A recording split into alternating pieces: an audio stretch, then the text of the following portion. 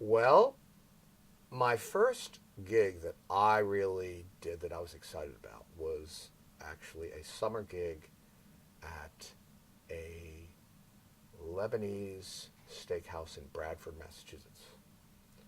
Um, and it was for a bunch of singers.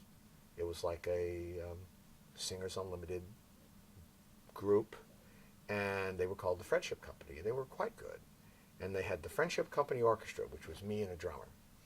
And I had to, on that gig, learn massive quantities of tunes. Now I had the music, but we did two sets a week, both about 50 minutes of all kinds of tunes, group tunes, jazz kind of Singers Unlimited arrangements and solo numbers and all of that. So I was very fortunate. Right away, I was learning songs. But that was the first gig, $35 a night, 3 nights a week. Um, that was the first time I really earned money playing music. Now I think there was one gig before that when I was 12. I played my best friend's bar mitzvah, and I played a Hammond organ, but it wasn't a B3. It was one of those old. It was at the Merrimack Valley Motor Inn in North Andover, Massachusetts, and that it was like a real kind of pop organ, and I loved it. You know, you'd hit a button and the lights would go on, and you could just, and it had all kinds of great sounds on it. And I did, you know, my dad loved Lawrence Welk, so I did hear Myron Florin and Bill Irwin and the guys that played organ and accordion and stuff, and I liked all of it. I liked every kind of music I heard at the time. So that was my first gig, and they paid me $20, and all I could eat.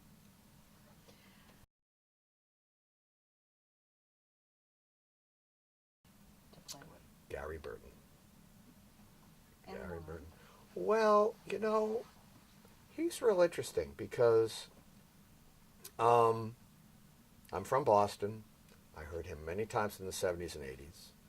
Um, he crosses over. His early music is actually I'm only now beginning to become really familiar with it.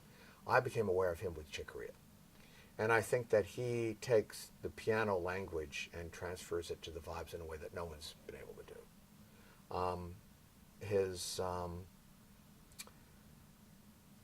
and I love the sound of the Chick Corea records with he and Gary are some of the greatest of all time. And I'm constantly reminded how important he is. In his own groups, he often is the pianist in terms of the sound.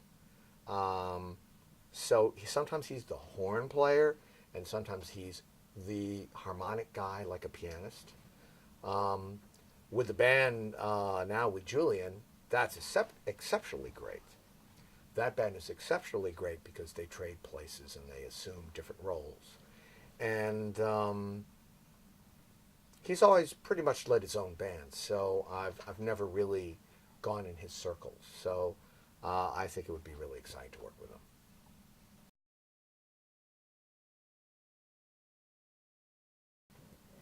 Well, the problem with music today is that there are so many great musicians making records now.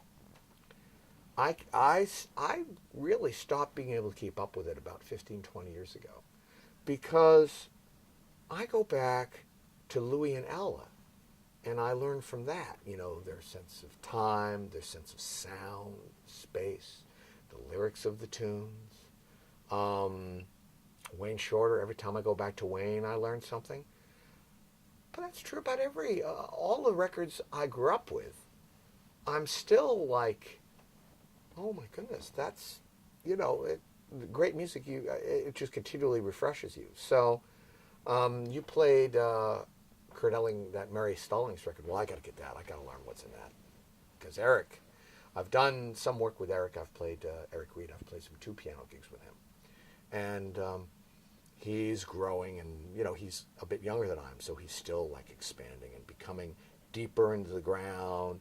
He was always kind of a great avant-garde slash bluesy swingy guy, but now his roots are going deeper in the ground. So everyone is changing and evolving, and It's amazing. So every record I have, I go back to it, and there's more stuff in it.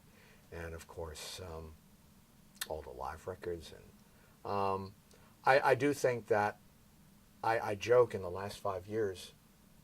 In the last 5 years, I've become my dad because he was a big band fanatic, and I worked with the Clayton Hamilton Big Band for 10 years, and I loved John, and I loved his music, but I didn't feel like I wanted to do it.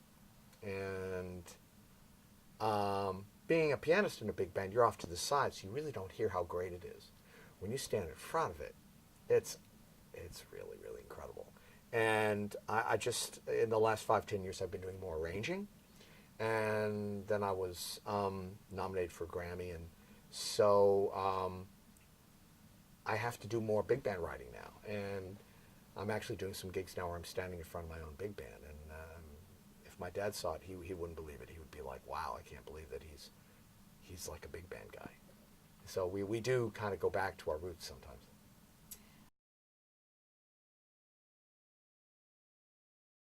Well, it's, the Malcolm Gladwell thing, 10,000 hours. Um, get off of Facebook and get off of video games. And it's a waste of time.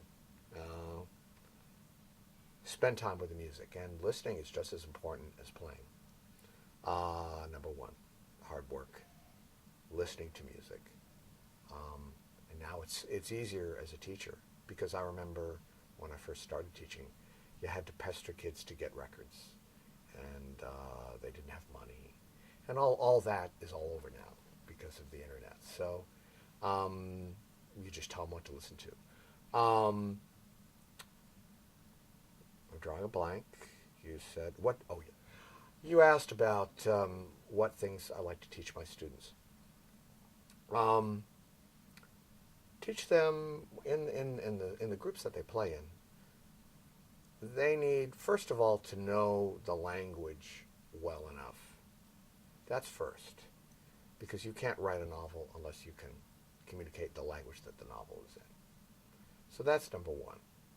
Number two, though, is listening to the other person, being able to, as a drummer, react to the other musicians. As a pianist, be able to comp in relation to what the horn player does.